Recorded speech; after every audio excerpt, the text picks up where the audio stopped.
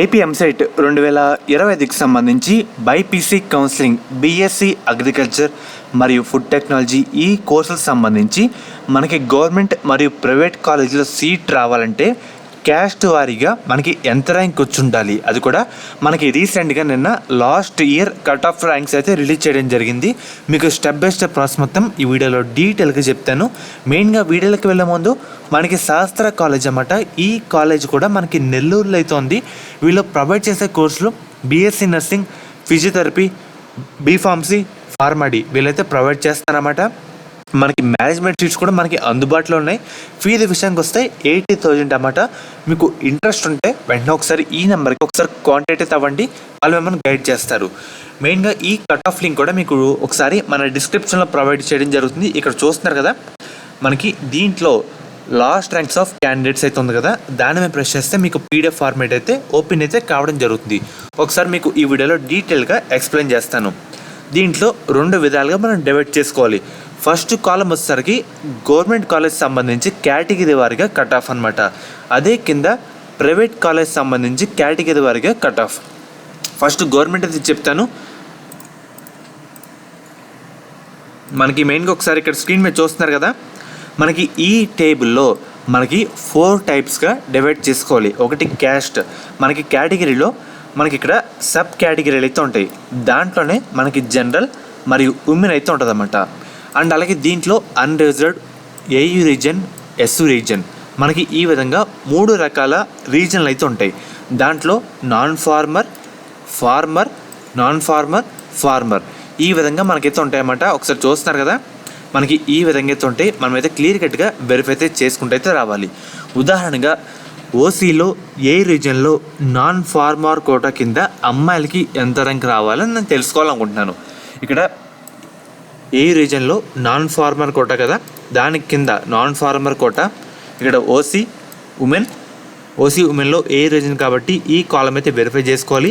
దాంట్లో 5,306 ర్యాంక్ దగ్గర స్టాప్ అయితే కావడం జరిగింది కట్ ఆఫ్ అయితే.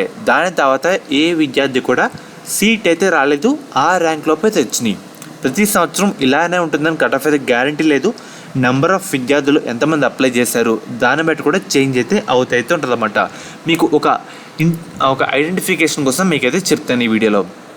అండ్ అలాగే మనకి ఏంటంటే ఇక్కడ బీసీఏ క్యాస్ట్లో ఏ రీజన్లో ఫార్మర్ కోటా కింద అమ్మాయిలకి ఎక్కడితో ర్యాంక్ స్టాప్ అయిందంటే 17,000 దగ్గర ర్యాంక్ అయితే స్టాప్ కావడం జరిగింది. దాని తర్వాత ఎవరికి సీట్ రాలేదు, ఆ ర్యాంక్తో ఎండింగ్ ర్యాంక్ అన్నమాట, అక్కడితో స్టాప్ అయితే కావడం జరిగింది. అండ్ అలాగే బీసీబీలో అన్రిజర్వ్డ్ కోటాలో నాన్ ఫార్మర్ కోటాకి సంబంధించి అమ్మాయిల్లో 4,568 దగ్గర ర్యాంక్ అయితే స్టాప్ కావడం జరిగింది. అదే ఫార్మర్లో 10,000 అన్నమాట. మనకి ఫార్మర్ కోటా ఉంటే కొంచెం ర్యాంక్ ఎక్కువ వచ్చిన సీట్లు వచ్చే అవకాశం అయితే ఉంటుందన్నమాట. మనకి first phase, second phase, third phase అదే మోపప్ రౌండ్ పిలుస్తాం. ఈ విధంగా మనకి డివైడ్ చేసుకొని ఈ కట్ ఆఫ్ అయితే మొత్తం ఫైనల్ కట్ ఆఫ్ అనమాట.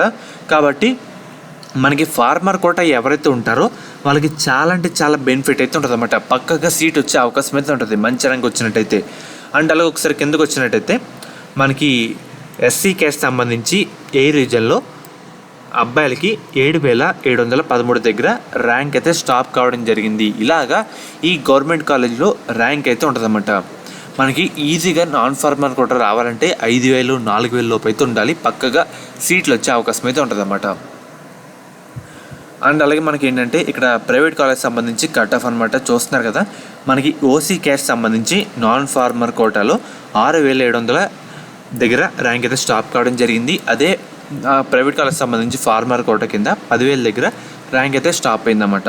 మనకి బీసీఐ క్యాస్ట్ సంబంధించి ఒకసారి చూసుకున్నట్టయితే ఏ రీజన్లో 12,000 దగ్గర నాన్ ఫార్మర్ కోటాలో ర్యాంక్ అయితే స్టాప్ కావడం జరిగింది. అదే ఫార్మర్ కోటా ఒకసారి చూసుకున్నట్టయితే 36,000 ర్యాంక్ వచ్చిన సీట్ అయితే వచ్చిందన్నమాట. అది ఫార్మర్ కోటా ఉన్న క్రేజ్ అయితే మనకి చాలా బెనిఫిట్ అయితే ఉంటుంది అన్నమాట. వాళ్ళకే ఫస్ట్ ప్రయారిటీ ఇస్తారు. బీసీబీ క్యాస్ట్ చూసుకున్నట్టయితే నాన్ ఫార్మర్ కోటాలో 13,000 దగ్గర ర్యాంక్ అయితే వచ్చింది. అదే ఫార్మర్ కోటాలో 39,000 వచ్చిన సీట్ అయితే రావడం జరిగింది. ఇలాగా మీ క్యాస్ట్ తగ్గట్టు గవర్నమెంటా, ప్రైవేటా, అండ్ అలాగే మీ రీజన్ తగ్గట్టు మీది ఫార్మర్ కొట్టానా నాన్ ఫార్మర్ కొట్టానా దాన్ని బట్టి ఎన్ని వెరిఫై చేసుకోండి. వెరిఫై చేసుకుంటే మీకు ఒక ఐడియా అయితే ఉంటుందన్నమాట. సో చూస్తారు కదా మన ఏపీ ఎంసెట్ ర్యాంకుల ఆధారంగా ఎన్ని వెరిఫై చేసుకోవాలి. మీకు ఎంత ర్యాంక్ వచ్చిందో ఒకసారి కామెంట్ అయితే చేయండి.